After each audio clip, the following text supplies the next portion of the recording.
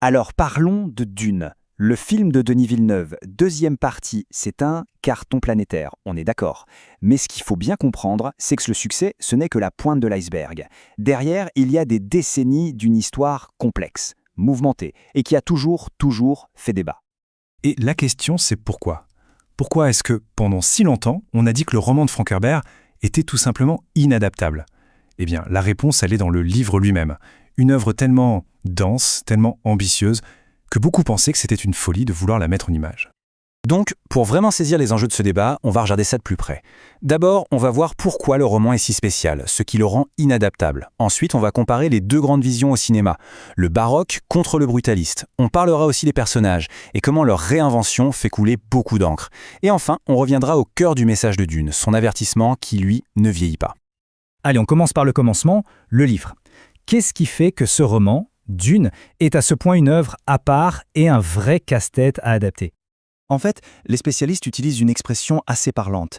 Ils parlent de livre-univers. C'est pas juste une histoire, c'est un monde entier. Un univers avec sa propre histoire, sa politique, son écologie, sa culture, tout est là. C'est si détaillé qu'on a l'impression que ce monde existe vraiment. Ça commence comme un récit d'apprentissage, ça bascule dans la tragédie, et ça devient une immense saga. Et c'est justement cette richesse incroyable qui fait que chaque tentative d'adaptation est un événement et qui nourrit sans cesse le débat. Aujourd'hui d'ailleurs, ce débat il se concentre principalement sur deux interprétations, deux films qui sont aux antipodes l'un de l'autre. Et ça commence, avant toute chose, par l'image. Voilà. La première chose qui saute aux yeux, c'est le visuel. On a deux approches, deux styles radicalement différents. D'un côté le baroque, de l'autre le brutaliste. Alors là, on est vraiment sur deux planètes différentes, si j'ose dire. D'un côté, on a le film de David Lynch de 1984, c'est baroque, c'est étrange, presque théâtral. C'est très coloré, chaque monde a son identité propre, on est dépaysé. Et puis on a la version de Villeneuve. Là, c'est tout l'inverse. C'est brutaliste, c'est ancré, c'est monolithique. C'est d'une beauté froide, austère, presque uniforme dans son gigantisme. C'est ce que résume très bien un des experts qui s'exprimait sur le sujet. Il disait en substance, avec Lynch, on sentait qu'on avait voyagé. Chaque planète était une nouvelle découverte.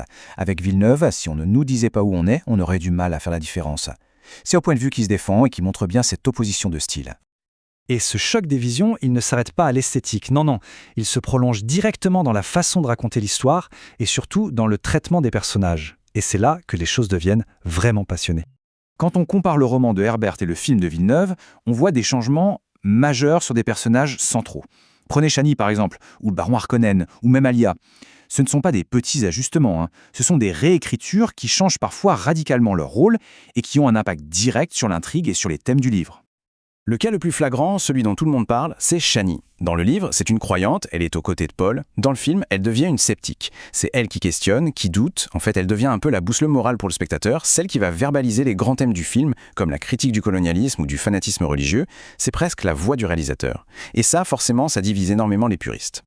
Alors, au final, qui a raison? La vision de Lynch ou celle de Villeneuve? Eh bien, si on regarde les chiffres d'un sondage récent, on voit que la communauté est complètement partagée. 57% pour Villeneuve, 42% pour Lynch. C'est serré, il n'y a pas de consensus, pas de chaos. Ça montre bien que le débat est plus vivant que jamais et que chaque camp a ses arguments. Mais au fond, au-delà de la guéguerre entre les films, le vrai débat sur Dune nous ramène toujours à la même chose, le message du livre. Un message incroyablement puissant, et auquel n'importe quel réalisateur qui s'y attaque doit forcément se mesurer. Parce qu'il faut comprendre une chose essentielle. Dune, ce n'est pas l'histoire d'un héros, c'est tout le contraire. C'est un avertissement. Frank Herbert a utilisé tous les codes du récit héroïque pour mieux les déconstruire, pour nous mettre en garde contre l'idée même de héros, de sauveur providentiel. Paul Atreides, ce n'est pas Luke Skywalker. C'est une figure profondément tragique, un jeune homme qui finit par devenir un tyran et qui déclenche un djihad galactique, un génocide. Le livre nous dit « Méfiez-vous des leaders charismatiques, méfiez-vous de ceux qui vous promettent le paradis ». C'est un message d'une force incroyable. Et c'est pour ça que Dune nous parle encore autant aujourd'hui. Le danger du messianisme, la religion utilisée comme un outil de pouvoir, les désastres écologiques, la tragédie de voir un futur terrible arriver sans pouvoir l'empêcher. Tous ces thèmes sont au cœur du livre et ils résonnent de façon, incroyablement actuelle. C'est ça qui alimente la passion, à chaque nouvelle lecture, à chaque nouvelle adaptation.